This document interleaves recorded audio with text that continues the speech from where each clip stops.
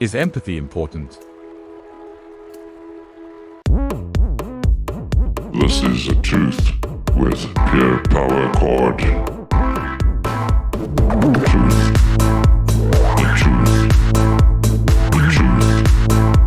The truth. The truth. Do you want to hear the truth? Do you want to? Howdy all. Today we're going to be speaking on empathy. Is empathy important? Let's get into it. So, what is empathy? Empathy is defined as the ability to recognize, understand what another person is thinking or feeling. Okay, it involves putting yourself in someone else's shoes and sharing their emotions. Empathy allows individuals to connect with others on a deeper level by imagining their experiences and perspectives. Unlike sympathy, which is a feeling of concern for someone else's difficulties, empathy involves actively sharing in the emotional experience of another.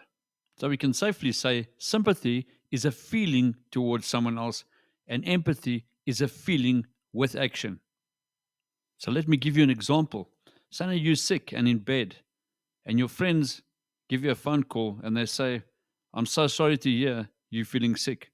That is sympathy. Empathy is they give you a phone call and say, I'm so sorry to hear that you're sick. I'll be coming over there later on to bring you a meal. That is empathy. So, can you be born with empathy or is it something that's learned? Okay, I've been doing some research and what I found is this: you are not born with empathy, but rather with the capacity for it. Empathy is primarily a learned behavior that develops over time through experiences and social interactions. While there may be a genetic predisposition to empathize, it is a skill that can be enhanced or diminished based on upbringing and environment.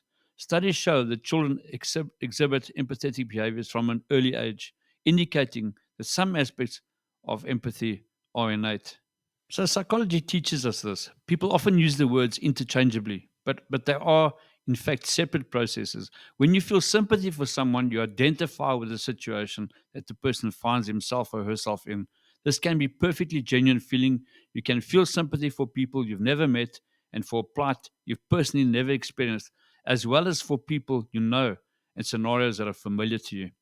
But feeling sympathy doesn't necessarily connect you to the person or what he or she is feeling.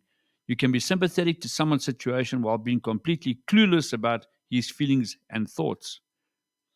Sympathy really compels you into action, except perhaps writing a check when you see heartrending photos of abused dogs, set you to weeping music on television commercials.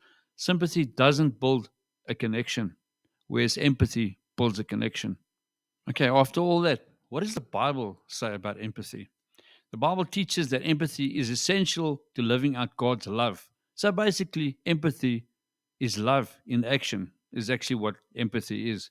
God calls us to love one another, to care for the vulnerable, to relate to others' struggles, and to respond with compassion. Exodus 22, verse 21 to 23, and Romans 12, verses 15. Now, two quotes out the Bible that I love is Romans 12, verses 15, which says this: Rejoice with those who rejoice, and weep with those who weep. Now, that is like a commandment to us.